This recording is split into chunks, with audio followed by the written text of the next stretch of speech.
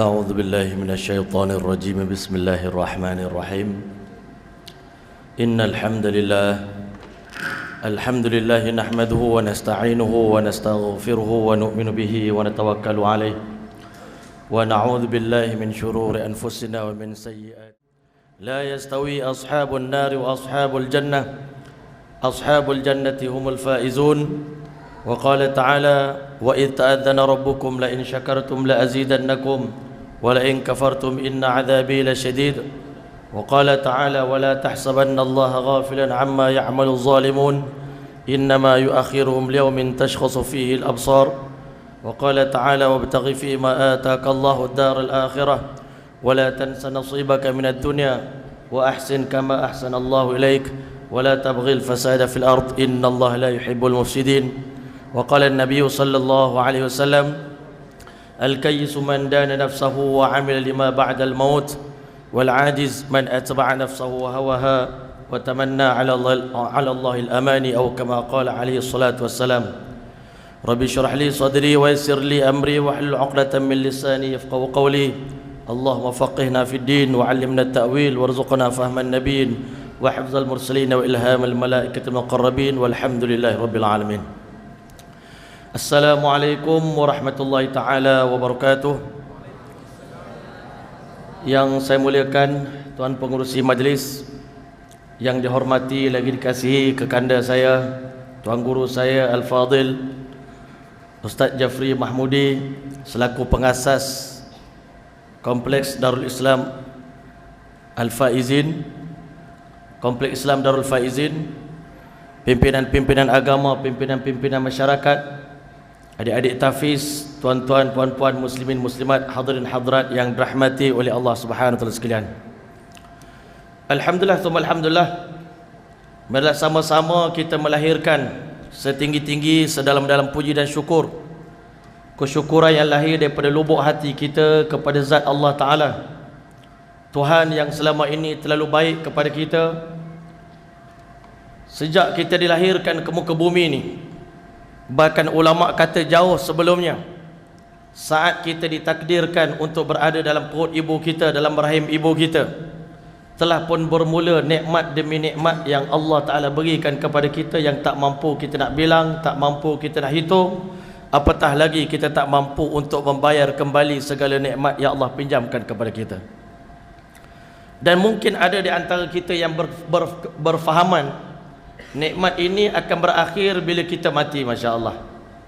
Memang hakikat sebenarnya mati itu akan memisahkan kita dengan kenikmatan di dunia, kerana kita akan berpindah sebagai orang soleh, orang beriman.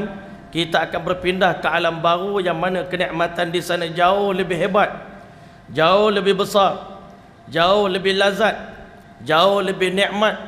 Nikmat-nikmat yang bakal menanti kita di dalam syurga nanti, sebagaimana yang Allah Ta'ala firmankan dalam surah As-Sajdah, fala ta'lamu nafsum ma ukhfiya lahum min qurrati a'yun jazaa'an bima kanu ya'malun.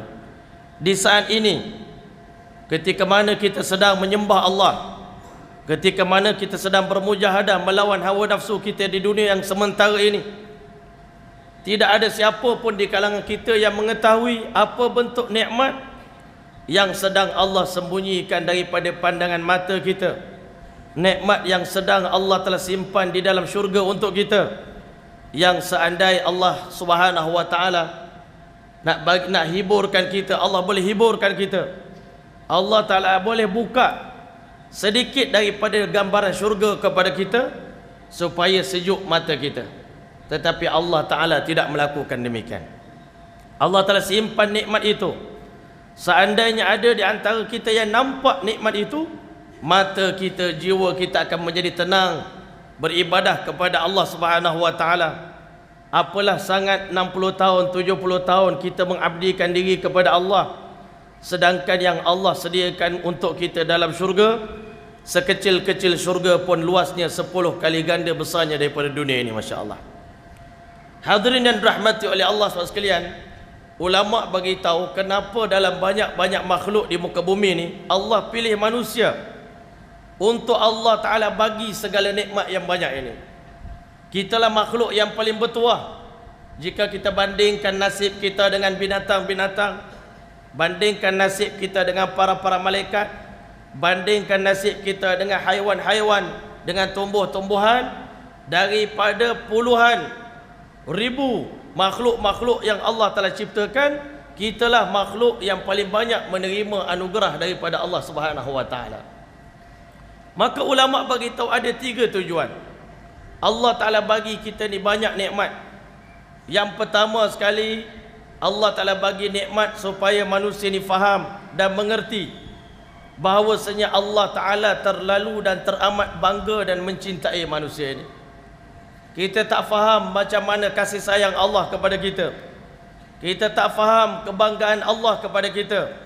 Sebab itulah para mufassirin menyebut, ketika mana Allah ciptakan manusia, Allah bersumpah 4 kali dalam Al-Quran, menggambarkan betapa gembiranya dia dengan ciptaan yang paling unik, yang paling ajaib, ciptaan yang paling istimewa. Daripada setitik air aku ciptakan manusia, faj'alnahu sami'an basira, yang boleh melihat dan boleh mendengar, yang ada perasaan gembira. Setitik air yang mana nantinya menjadi makhluk yang paling mulia. Allah bersumpah, wat-tini waz-zaitun wa turi sinin wa hadzal baladil amin laqad khalaqnal insana fi ahsani taqwim. Demi buah tin, demi buah zaitun, demi gunung Tursina, demi negeri Mekah yang aman, laqad khalaqnal insana fi ahsani taqwim, aku baru saja menciptakan makhluk manusia yang paling istimewa, yang paling sempurna kejadiannya, Masya Allah. Hadirin yang rahmati oleh Allah, tujuan Allah Ta'ala ciptakan kita kerana Allah Ta'ala nak buktikan betapa aku ini mencintai dan menyayangi kalian. Kita nak kena faham itu. Allah Ta'ala tak nak mendengar keluhan daripada mana-mana di kalangan kita yang beritahu Allah tak sayang pada saya. Allah tak mau dengar perkataan itu. Allah Ta'ala nak dengar daripada mulut kita, Allah sayang saya. Hadirin dan rahmati oleh Allah, itu yang pertama. Allah bagi nikmat banyak supaya kita faham Allah paling sayang kita ni tuan-tuan dalam dunia ni. Yang kedua tuan-tuan, kata Syekh Athaillah Sakandari, tujuan Allah Ta'ala bagi nikmat yang banyak kepada manusia supaya kita semakin hari semakin dekat dengan dia, bukan semakin hari semakin jauh dengan dia. Tetapi kebanyakannya, kenyataannya, manusia yang lahir ke alam dunia ni, makin banyak nikmat, kita semakin jauh dengan Allah Ta'ala. Itu pelik. Sedangkan ulama kata anjing, seekor anjing yang hina itu pun, tuan dia bukan bagi makan lauk pun, bagi makan tulang. Makan tulang pula campak je tepi jalan, atas rumput, kadang atas tanah. Bukan bagi makanan yang istimewa, tetapi anjing begitu sayang pada tuan dia, kasih kepada tuan dia. Siapa-siapa nak memudaratkan tuan dia, anjing akan sanggup bagi nyawa dia untuk mempertahankan majikan dia, tuan dia. Masya Allah. Kita hari ini tuan-tuan, Allah bukan bagi makan cara campak dekat kita tuan-tuan. Allah bagi hidangan yang baik. Bahkan di antara makna laqad khalaqnal insana fi ahsani taqwim, di antara makna walaqad karramna bani Adam, kami muliakan anak Adam, satu-satunya makhluk dalam dunia antara makhluk yang Allah Ta'ala bagi kita makan dengan menggunakan tangan. Makhluk lain semua makan guna mulut. Lembu nak makan kena guna mulut. Makhluk-makhluk yang lain makan dengan guna mulut. Ayam pakai mulut.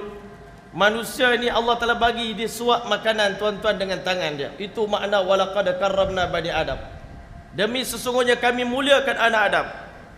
Yang ketiga, Masya Allah, tujuan Allah bagi kita banyak nikmat, banyak rahmat, banyak anugerah ni, supaya kita merasa malu nak durhaka pada Allah Ta'ala. Itu tujuan dia bagi kita banyak nikmat. Maka bila mana Allah Ta'ala besarkan kita, hari lahir kita ke dunia ni, kita tengok kita tak ada apa-apa. Kita kosong, nama pun tak ada. Bahkan Allah Ta'ala suka ingatkan kita, hal ata 'alal insani hinun minad dahri lam yakun syai'an mazkura. Bukankah pernah datang satu detik, satu ketika dalam kehidupan kamu, wahai hambaku, satu masa dahulu tak ada siapa pun sebut nama kamu, tak ada siapa pun kenal kita. Kita ni manusia yang disappear, yang tak wujud, Lalu Allah Ta'ala lahirkan kita ke muka bumi ni, Masya Allah, untuk kita mengecap nikmat Allah Ta'ala. Sambil kita mengecap nikmat Allah ni, yang Allah Ta'ala minta daripada kita 4 perkara di sebalik nikmat ini. Yang pertama, Allah Ta'ala suruh kita bersyukur, terima kasih pada Allah. Ucap Alhamdulillah. Nak buat apa-apa, Bismillah. Selesai menggunakan nikmat Allah, ucaplah Alhamdulillah. Mudah saja. Jangan lupa, mulakan apa-apa dengan Bismillah, akhir dengan Alhamdulillah. Itu tanda kita bersyukur pada Allah Subhanahu Wa Taala. Tetapi berbeza dengan Nabi kita Muhammad sallallahu alaihi wasallam, Nabi kita ni untuk menzahirkan kesyukuran kepada Allah. Padahal Nabi sallallahu alaihi wasallam ni, satu masa Allah Ta'ala uji keluarga Nabi dengan kelaparan dan kemiskinan. Nabi balik ke rumah, tengok isteri dalam kelaparan. Sedih hati perasaan Nabi.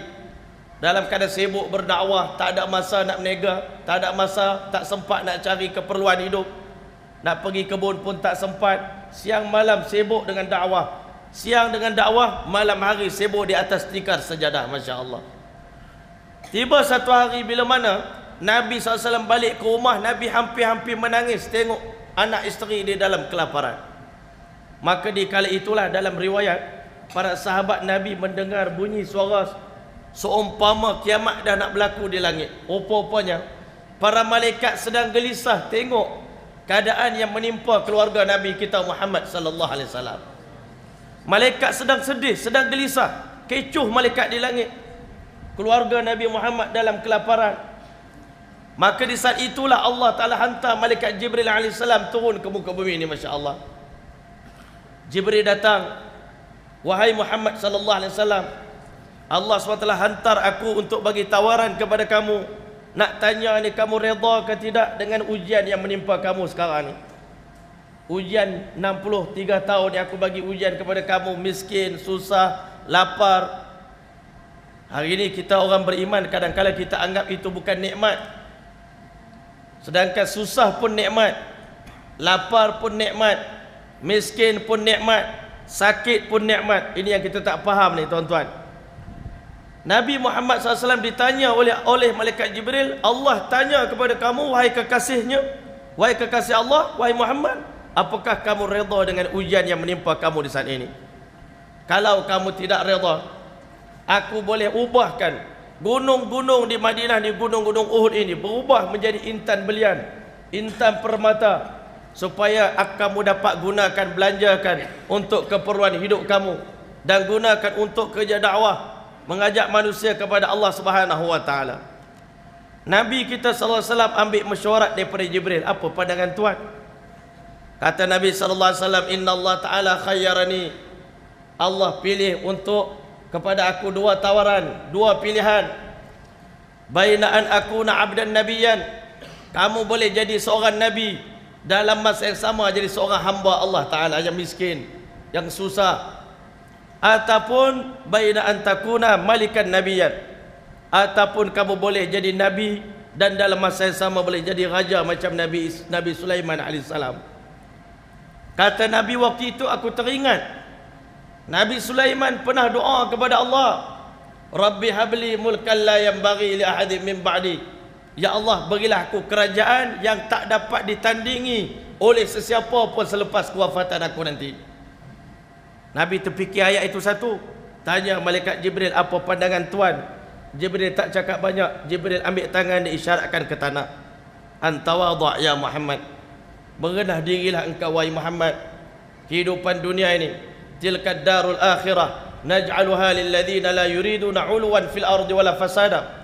Kehidupan akhirat, nikmat syurga, kami sediakan kepada mereka yang hidup di dunia tak inginkan ketinggian, tak nak apa-apa kemasyhuran, kemuliaan, tak nak dimuliakan, tak nak dibanggakan, tak nak dimasyhurkan, dan dia tak suka buat kerosakan di muka bumi. Allah bagi akhirat kepada dia.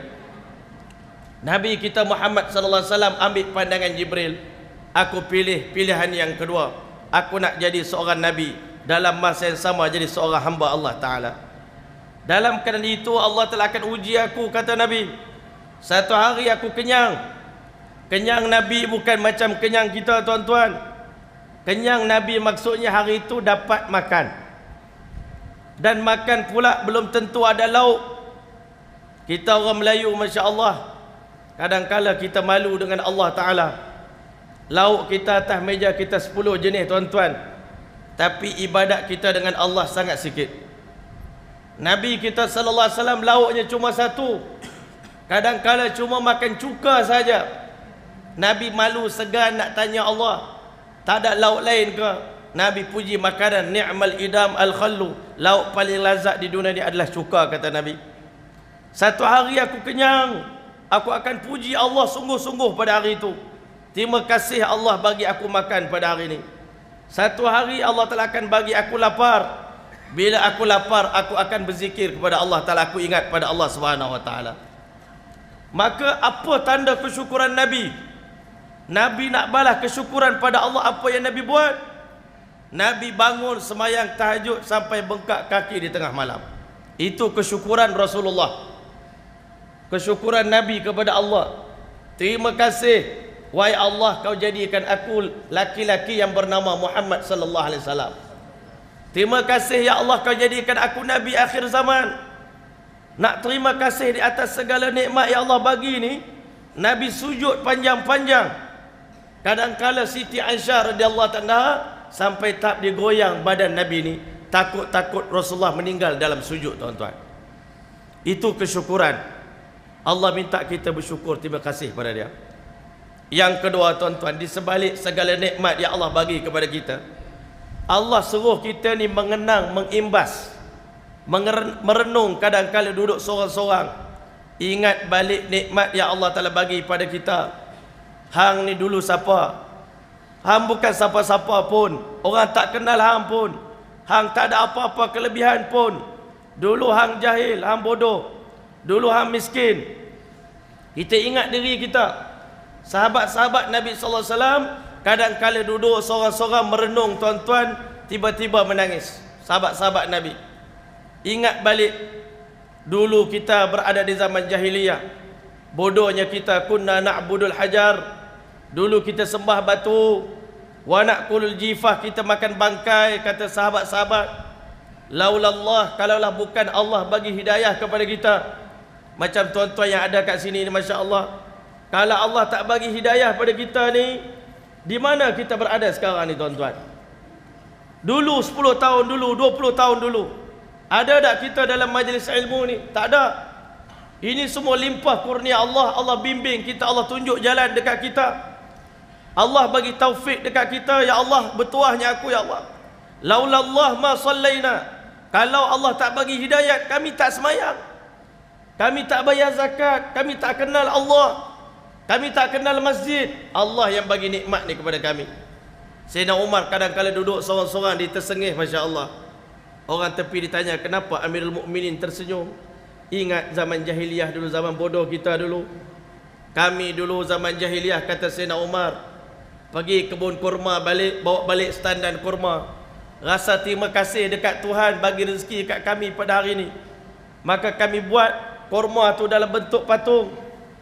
Keesokan hari kami balik daripada kebun lapak, kami ambil balik Tuhan tu, kami makan balik semula. Ambil telinga Tuhan makan, ambil hidung Tuhan makan. Ingat balik zaman itu, bodoh sungguh kita, no? Bodoh sungguh kami. Teringat zaman bodoh dulu. Masya Allah, itu kita kena mengenang balik nikmat yang ada pada hari ini ni, jika dibandingkan dengan nikmat yang terdahulu. Yang kedua, kadang-kala Sayyidina Umar kadang-kala menangis, sahabat-sahabat menangis. Kenapa? Teringat zaman jahiliyah dulu. Masya Allah, kita ni kalau Allah tak bagi Islam dekat kita, Allah tak bagi hidayah dekat kita, apa jadi dengan kita ni? Masya Allah, dulu kita berada di tebing neraka Jahannam. Para sahabat Nabi dulu diingatkan oleh Allah, macam mana keadaan kamu sebelum dapat hidayat? Wa idza busyira ahaduhum bil untha zalla wajhuhu muswaddan wa huwa kazim. Apabila satu orang datang bagi berita gembira, tuan, isteri tuan telah pun selamat melahirkan, tahniah, masya-Allah. Apa babynya, baby girl ke baby boy? Kalau dikhabarkan ini tuan dapat baby girl, zalla wajhuhu muswaddan wa huwa kazim, Allah sendiri beritahu wajah jadi hitam dan dia menelan kemarahan di hati dia. marah sangat dapat anak perempuan, benci sangat dapat anak perempuan. Yatawara minal qaum, dia akan bersembunyi 2-3 minggu tak nak jumpa orang. Min su'i ma busyira bih, buruknya khabar gembira yang disampaikan kepada dia. Dia terfikir, ayumsikuhu ala hunin, patutkah aku bela anak perempuan sampai besar dalam keadaan aku dihina oleh kaum aku? Am yadussuhu fi turab, ataupun hari ini juga anak lahir, lepas isteri melahirkan, ambil anak perempuan, gali lubang, kambui dan tanam anak perempuan hidup-hidup. Ini keadaan para sahabat. Bila dia mengenang balik, dia akan menangis, tuan-tuan. Ya Allah, besarnya hidayah ini, ya Allah. Kalau Allah telah tak bagi agama dekat kita, kalau Allah telah tak bagi nikmat agama, sebab itu tadi kita dengar adik-adik kita beritahu, alhamdulillah ala ni'matil islam wal iman wa kafa bihima minan ni'am. Segala puji bagi Allah. Allah bagi kita nikmat Islam, nikmat iman, dan cukup dah dua nikmat ini. Kalau Allah tak bagi nikmat lain pun tak apa dah. Dua nikmat ini dah cukup di dunia ni. Nikmat Islam, nikmat iman. Tak ada nikmat lain pun tak apa. Yang penting kita ni kena mengenang jasa-jasa dan nikmat-nikmat yang Allah bagi dekat kita. Yang ketiga, Allah Ta'ala suruh kita ni, bila dapat nikmat kena cerita dekat orang. Bukan di atas jalan berbangga-bangga, tapi nak cerita betapa hebatnya kurniaan Allah Ta'ala. Dalam banyak-banyak manusia ni Allah pilih kita untuk dapat nikmat itu. Kita bersyukur pada Allah. Cerita wa amma bi ni'mati rabbika fahadis. Nikmat Allah yang Allah bagi dekat kamu, kamu kena cerita dekat orang. Betapa besarnya kurniaan Allah Ta'ala. Bukan sebab kita hebat, tapi ini sebab Allah nak bagi kita. Dan yang keempat, tuan-tuan, Allah suruh kita bergembira dengan nikmat yang Allah telah bagi. Qul fa bi ni'matillahi wa bi rahmatihi fabidzalika falyafrahu huwa khairum mimma yajma'un. Tuan-tuan dan puan-puan yang dirahmati oleh Allah, Allah berjanji dalam Quran, nikmat yang kita syukuri bukan sekadar kekal tetapi akan bertambah. Sebab nikmat Allah ni ada dua. Satu nikmat biasa, satu lagi nikmat mazidah, nikmat tambahan. Sebab itu tadi masa kita semayang, kita baca doa apa? Alhamdulillahirabbil alamin, hamdal hamidin, hamdan syakirin, hamdan yuafi ni'amahu wa yukafi'u mazidah. Faham ke tidak apa yang kita baca tu, tuan-tuan? Segala puji bagi Allah, hamdal hamidin, puji-pujian orang yang memuji. Hamdan syakirin, pujian orang yang bersyukur. Hamdan yuafi ni'amahu, puji-pujian yang merangkumi segala nikmat yang Allah bagi kepada kita. Wa yukafi'u mazidah, dan merangkumi nikmat-nikmat tambahan yang Allah bagi kepada kita. Ulama kata, tuan-tuan, nikmat ni ada nikmat yang Allah umumkan kepada semua manusia. Semua orang ada mata, ada telinga, ada mulut, ada keluarga, ada kenderaan. Itu nikmat umum. Itu pun kita kena terima kasih pada Allah. Satu-satu nikmat lebih berharga daripada dunia dan seisi-isinya. Nikmat mata kita ni, tuan-tuan, lebih bernilai daripada dunia dan seisi-isinya. Betul tak? Kita dengar satu orang budak kecil Indonesia, dia menyanyi, ibu kan, beritahu pada aku bagaimana indahnya bunga itu. Wahai ibu, beritahu pada aku betapa indahnya dunia ini. Aku cuma mampu meraba saja. Tuan-tuan yang mulia, nikmat mata saja pun dah besar, dah mahal. Tetapi ulama kata, di dunia ada nikmat mazidah, dalam syurga pun ada nikmat mazidah, nikmat tambahan. Nikmat tambahan ini menuntut ekstra syukur, iaitu dalam banyak-banyak manusia. Kadang-kala Allah pilih kita ni, suara kita lain pada lain. Suara sedap lain pada lain, serak basah. Ini orang lain semua suara dia sumbang, kita serak basah, tuan-tuan. Allahu Akbar, satu nikmat lebih pada orang lain. Orang Melayu semua kecil-kecil, tiba-tiba kita tinggi, tuan-tuan. American size. Itu syukurnya kena lebih lagi. Orang lain semua biasa-biasa, kita, tuan-tuan, Allah jadikan kita tampan, handsome sikit lebih pada orang lain. Syukurnya kena tambah lagi, tuan-tuan. Orang lain kahwin anak tak ramai, kita anak ramai. Alhamdulillah, syukurnya kena lebih lagi. Orang lain ada kebun 1 ekar, kita ada 30 ekar. Sepatutnya syukurnya lebih lagi, sebab Allah Ta'ala bagi nikmat ekstra kepada kita, nikmat mazidah tuan-tuan. Jadi hadirin yang dirahmati oleh Allah sekalian, Allah berjanji, zalika bi anna Allah lam yakum mughayyiran ni'matan an'amaha ala qaumin hatta yughayyiru ma bi anfusihim. Allah berjanji, Allah tak pernah mengubah mana-mana nikmat yang telah diberi, dipinjamkan kepada mana-mana hamba dia, melainkan hamba itu sendiri yang mengubah nikmat jadi bala, nikmat jadi azab. Tuan-tuan yang mulia, lawan daripada nikmat ni bala. Allah tak ubah, Allah dah bagi nikmat, Allah tak cabut. Imam Ghazali rahmatullah alaih beritahu, mana-mana anggota badan kita yang kita rasa dia dah mula lemah, dah mula kurang dia punya power dia, mata tak berapa nak terang, telinga tak berapa nak dengar, tangan dah kebas-kebas, kaki dah mula tak berapa nak larat, yakinlah kamu anggota tersebut telah digunakan untuk melakukan durhaka kepada Allah. Kenapa Allah janji nikmat yang dia telah bagi dia tak akan cabut? Kalau kita gunakan nikmat tadi di jalan yang betul, bukan makin lemah, bahkan makin kuat. Makin kuat tubuh badan kita, makin tua makin terang mata, makin tua otak kita makin cergas, badan kita makin sihat sepatutnya. Sebab itulah tuan-tuan dan rahmati oleh Allah sekalian, hari ini saya nak bincang satu tajuk di mana kadang-kadang nikmat itu adalah nikmat dan kadang-kadang merupakan istidraj daripada Allah Ta'ala. Ini satu bab yang dibahaskan oleh Imam Athaillah Sakandari dalam kitab Hikam dia, Masya Allah. Yang pertama, Imam Athaillah Sakandari bagi tahu perkara yang kamu kena lakukan di atas nikmat yang Allah Ta'ala bagi. Yang pertama, kamu kena takut hilang nikmat setelah Allah bagi nikmat itu tadi. Nikmat yang Allah bagi semua mahal-mahal. Kena ada dalam hati kita rasa bimbang, takut hilang nikmat, takut tercabut nikmat. Maka nikmat tadi kena ikat dengan syukur.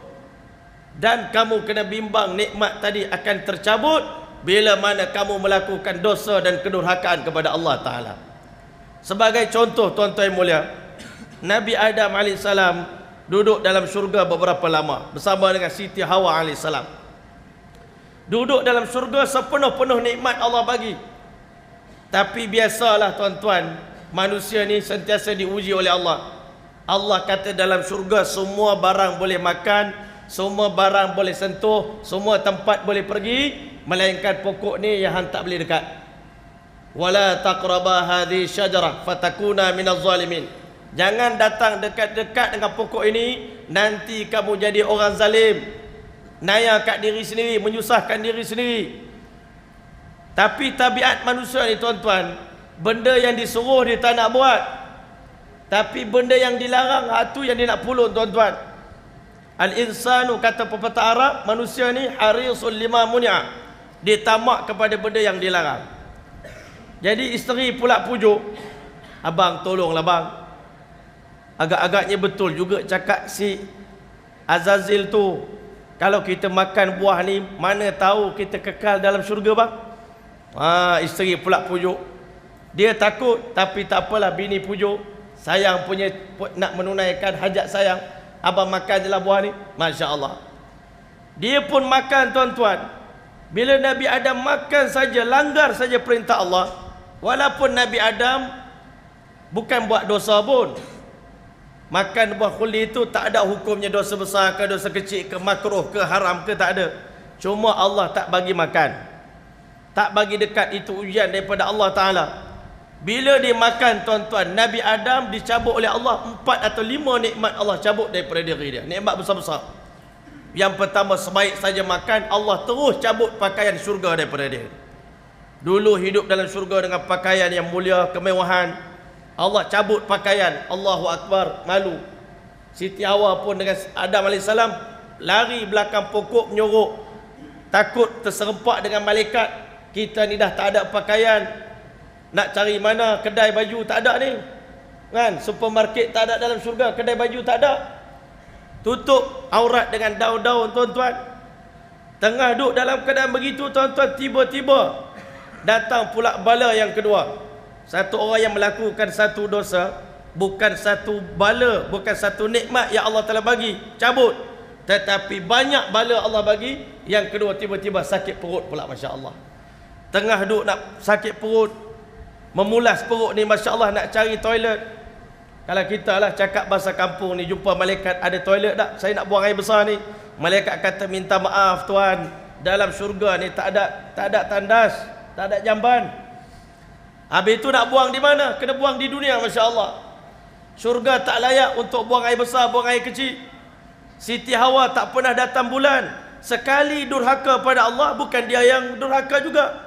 Dia suruh Nabi Adam makan, dia pun kena datang haid, Masya Allah.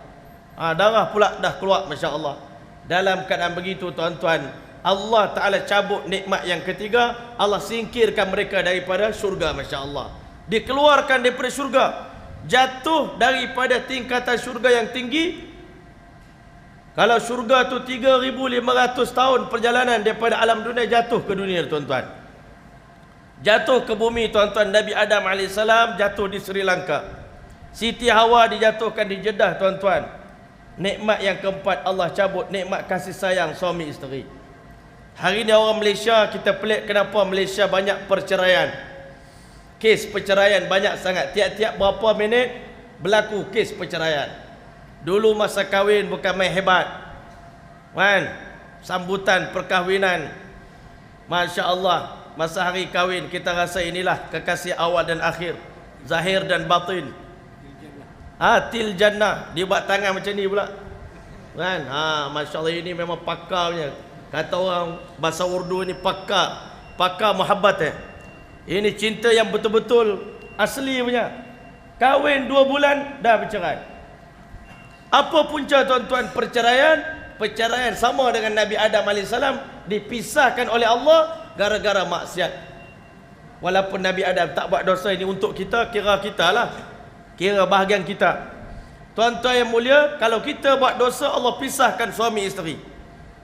Maka tuan-tuan yang mulia, Nabi Adam dah mula menyesal. Yang kata makna summa radadnahu asfala safilin, kami dah ciptakan manusia sebaik-baik kejadian. Dia sepatutnya dengan nikmat tadi digunakan untuk tingkatkan darjat dia di sisi Allah. Dia makin dapat nikmat, makin dekat dengan Allah, bukan makin jauh dengan Allah. Dia akan dekat dengan Allah bila dia memperbanyakkan amalan fardu dan amalan sunat. Dan dia akan jauh dengan Allah bila dia melakukan dosa dan maksiat. Jangan pandang kecil dosa itu. Kita kata ini dosa kecil je, Ustaz, makruh je pun, bukan haram. Haram ke makruh, Ustaz, kita kata. Kita pula tanya, Ustaz, ada fatwa kata haram, ada fatwa kata makruh, mana satu yang betul, Ustaz? Kita ambil yang makruh je lah, Masya Allah. Tuan-tuan yang mulia, makruh pun jatuh juga, tuan-tuan. Nabi Adam jatuh 3,500 tahun perjalanan jatuh ke muka bumi ini. Makna summa radadnahu asfala safilin, kami rendahkan mereka serendah-rendah martabat apabila melakukan dosa dan maksiat. Jatuh. Kita tadi semayang ni maghrib, satu sekali semayang 27 darjat kita naik di sisi Allah Ta'ala. Satu darjat jarak 500 tahun perjalanan. Tinggi dah darjat kita ni. Saat lagi semayang isyak berjemaah, lagi dapat darjat lagi tinggi lagi di sisi Allah. Sekali je buat dosa, merudum jatuh, jatuh pula ke bawah, tuan-tuan. Nak panjat semula tu bukan makan hari, makan tahun pun belum tentu, 10 tahun belum tentu dapat darjat yang telah kita capai tadi. Sebab itu para kekasih Allah Ta'ala ni takut nak buat dosa, takut rendah martabat, rendah darjat di sisi Allah Ta'ala. Dan sentiasa kalau boleh setiap saat naik darjat demi darjat di sisi Allah Ta'ala. Kedudukan kita semakin dekat dengan Allah Subhanahu Wa Ta'ala. Tuan-tuan yang mulia, nikmat ini akan jadi nikmat bila mana kita menggunakan nikmat tadi untuk kita dekatkan diri kepada Allah. Dan nikmat akan jadi nikmat bila mana kita sandarkan nikmat ini datang daripada Allah, kesempurnaan ini datang daripada Allah. Dan nikmat tadi akan berubah jadi istidraj bila kita menggunakan nikmat tadi untuk durhaka kepada Allah. Dan kita rasa kepandaian kita, kebolehan kita itu datang daripada diri kita sendiri. Sebab itu kita tengok dalam Al-Quranul Karim ada 3 golongan yang diuji oleh Allah Ta'ala dengan 3 kelebihan. Yang pertama, Allah Ta'ala uji mereka ni tuan-tuan dengan pemerintahan. Allah nak tengok, dah jadi raja, dah jadi pemimpin, kamu semakin dekat dengan aku ke semakin jauh dengan aku? Tuan-tuan yang mulia, yang kedua tuan-tuan, Allah Ta'ala nak tunjuk pada kita golongan yang kedua dalam Al-Quran, golongan yang berilmu.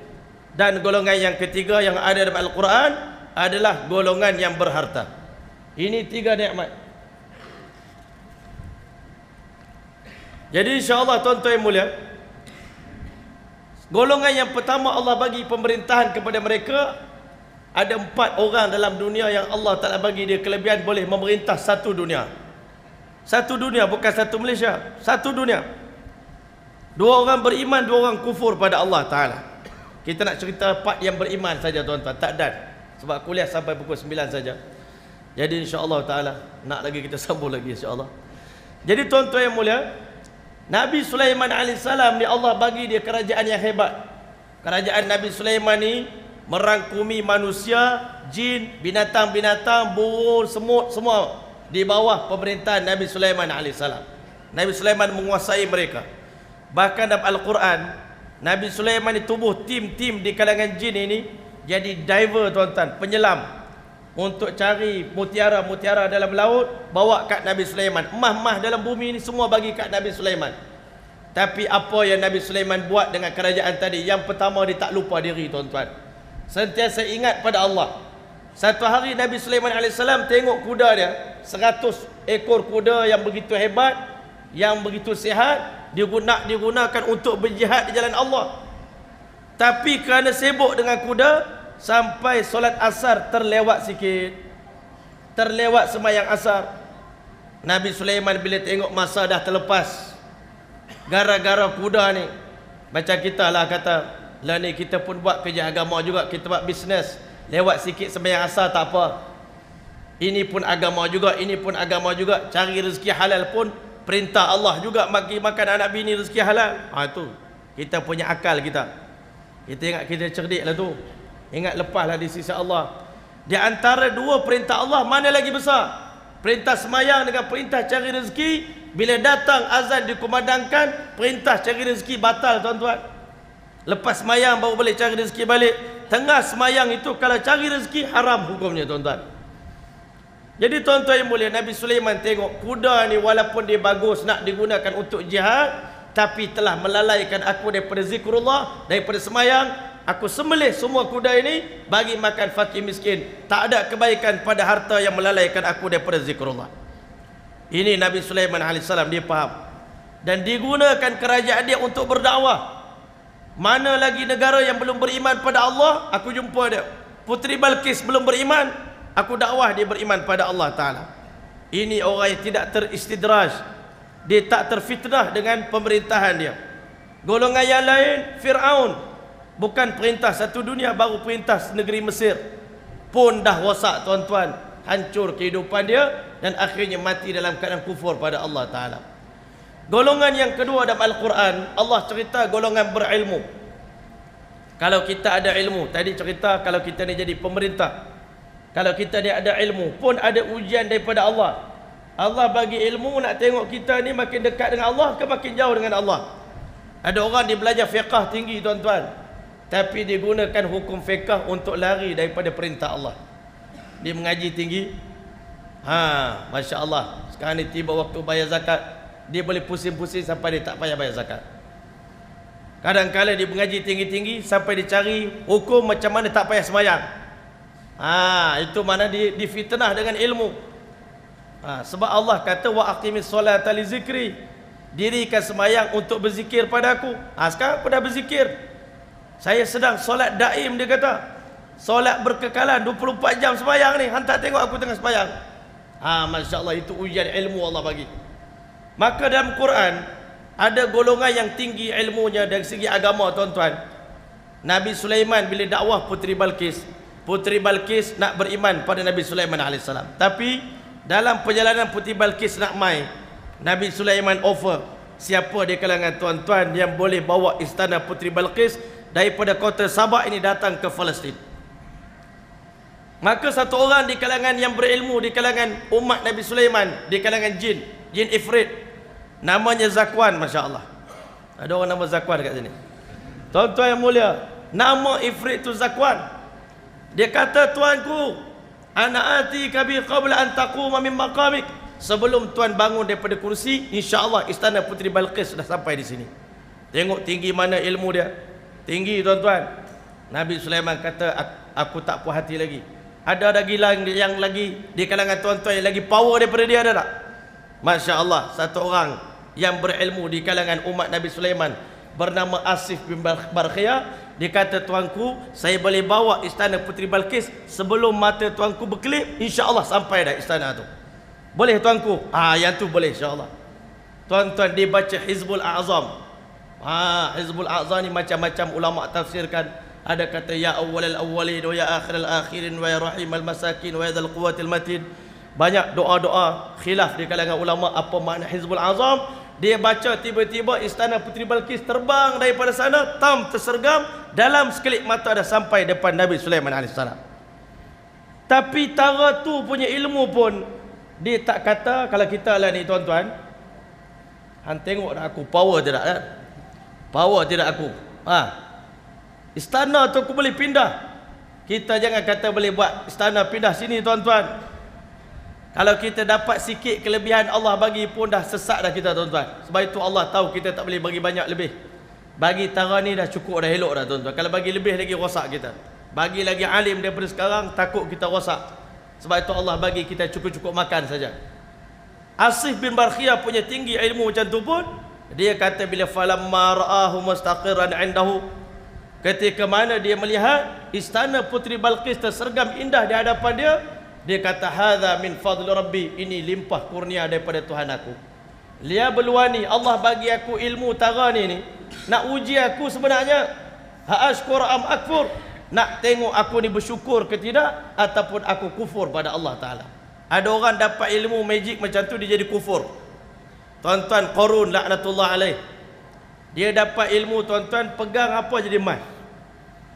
Kalau kita ada jadi itu macam tu, rasa-rasa boleh jadi kita pun jadi macam Qarun juga. Pegang apa jadi emas. Akhirnya, tuan-tuan, dia terfitnah dengan ilmu dia sendiri. Dia rasa ini kelebihan ini datang daripada diri sendiri. Qala innama utituhu ala ilmin indi. Ini kemahiran buat emas ni datang daripada kelebihan aku sendiri. Aku jaga semayang tahajud, aku jaga semayang duha, tiba-tiba ni rezeki mai. Hampa tengok tak? Hebat dah aku. Waktu itu, tuan-tuan, orang kampung pun tengok Qarun. Allah, bagusnya Qarun. Alangkah bertuahnya kalau kami jadi macam Qarun. Alangkah beruntungnya kalau anak-anak kami jadi macam Qarun, dapat ilmu Qarun tu, Masya Allah. Tuan-tuan yang mulia, Qarun dengan ilmu dia disesat jauh daripada agama Allah Ta'ala, dan akhirnya dia mati dalam keadaan tidak beriman pada Allah Ta'ala. Ini yang kita bimbangkan. Bukan masalah nak cerita Qarun, ceritanya diri kita sekarang ni, tuan-tuan. Kadang-kadang Allah uji kita dengan pemerintahan, itu berjaya ke sesat kita, tuan-tuan. Dengan ilmu berjaya ke kita ataupun sesat. Dan yang ketiga, Allah uji dengan harta. Tuan-tuan yang mulia, dalam surah Kahfi, dua orang sahabat baik, dua-dua ada kebun yang indah, cantik. Satu orang masuk dalam kebun, dia dalam keadaan sombong, tuan-tuan. Tengok kebun aku, Masya Allah, hebat. Ini air terjun mengalir, ini pokok ini semua Masya Allah. Wa dakhala jannatahu wa huwa zalimun li nafsihi qala ma azunnu an tabid hazi abada. I don't think that ini kebun saya ni akan habis, Masya Allah. Kebun saya ni akan selama-lamanya. Wa ma azunnu sa'ata qa'imah, saya rasa kiamat tak ada. Wala irritu ila rabbi la ajidanna khairan minha munqalaba. Dia buat dosa banyak-banyak dekat dunia, dia kata bila aku balik dekat akhirat esok, Allah bagi aku kehidupan lebih baik daripada ini lagi. Dia dengan kebun dia jadi sesat, tuan-tuan. Dan dia rasa di hari kiamat nanti kalau balik pun Allah bagi kita kelebihan yang lebih hebat lagi. Macam Yahudi lah kata. Yahudi kata kita ni anak Allah, kita ni Masya Allah kekasih Allah. Kalau kita buat dosa pun nanti masuk neraka pun cuma 40 hari saja. Lantam masanan naru illa ayyam ma'dudah. Lepas 40 hari kita jadi ahli syurga balik. Jadi buatlah dosa banyak mana pun, kita ni dah hebat. Allah uji orang Yahudi. Macam-macam nikmat Allah bagi dekat mereka. Makin banyak nikmat, makin jauh mereka daripada Allah Ta'ala. Sebab itu, tuan-tuan, kita ni, tuan-tuan, dalam Al-Quran, apa yang kita baca dalam surah Fatihah, ihdinas siratal mustaqim, Ya Allah, pimpinlah kami ke jalan yang lurus. Siratal ladzina an'amta alaihim, jalan mereka yang Kau bagi nikmat. Apa nikmat itu tuan-tuan? Bukan bagi nikmat makan, nikmat apa tuan-tuan? Golongan yang mendapat nikmat ni tuan-tuan, dengan nikmat tadi dia dekat dengan Allah, itu golongan yang mendapat nikmat. Bukan golongan yang diistidraj dengan nikmat kita jauh daripada Allah Ta'ala. Ghairil maghdubi alaihim, bukan jalan orang yang dimurkai oleh Allah. Orang yang dimurkai oleh Allah ni tuan-tuan, banyak nikmat bertambah nikmat, semakin jauh dia dengan Allah, semakin dia tak sedar diri tuan-tuan. Waladhdallin, dan bukan golongan yang sesat. Jadi sebab itulah tuan-tuan yang dirahmati oleh Allah, ulama kata istidraj boleh berlaku dalam 3 perkara. Ini Allah Ta'ala akan uji manusia dengan 3 perkara, dan 3 perkara kita boleh sesat. Yang pertama, ulama kata panjang umur. Panjang umur, makin buat dosa makin panjang umur, tak mati-mati. Makin buat dosa makin sihat. Sebab itu kata Imam Athaillah Sakandari, jangan kamu terpedaya bertambahnya nikmat dan bertambah juga dosa kamu kepada Allah Ta'ala. Jangan-jangan itu istidraj daripada Allah Ta'ala. Makin buat dosa makin sihat, makin awet muda, makin panjang umur. Sepatutnya panjang umur digunakan untuk bertaubat, tapi kita tuan-tuan panjang umur makin menambah lagi dosa tuan-tuan. Itu istidraj daripada Allah Ta'ala, panjang umur. Yang kedua, bertambah nikmat. Makin buat dosa makin banyak pula, makin kaya, dapat projek sana projek sini, dapat projek sana projek sini. Kita sangka dapat projek itu tanda Allah sayang dekat kita. Jangan. Sila hari bulan Allah Ta'ala buatkan kita ni tuan-tuan macam orang memancing ikan, bagi umpan sedap-sedap. Kita pun ngap, kena tuan-tuan. Bila kena tu disentak tuan-tuan, Masya Allah, rabit mulut ni tuan-tuan, koyak mulut. Orang memancing ikan. Allah Ta'ala bagi kita nikmat ni, kadang-kadang memang nak bagi kita makan sungguh. Ada yang mana Allah Ta'ala bagi untuk Allah Ta'ala azab dia, wa umli lahum inna kaidi matin. Dan yang terakhir sekali tuan-tuan, Masya Allah, Allah Ta'ala akan uji satu orang manusia dengan takhirul uqubah, dilewatkan bala. Macam hari ni tuan-tuan, kita negara Malaysia sedang menikmati satu nikmat yang paling besar. Saya selalu sebut di mana-mana, negara selain daripada Malaysia sekarang ni, di seluruh dunia, hampir seluruh dunia, umat Islam sedang diuji dengan ujian yang berat daripada Allah Ta'ala. Ada kelaparan, ada kemiskinan. Saya pernah pergi ke Bangladesh, tengok pelarian Islam Rohingya tuan-tuan.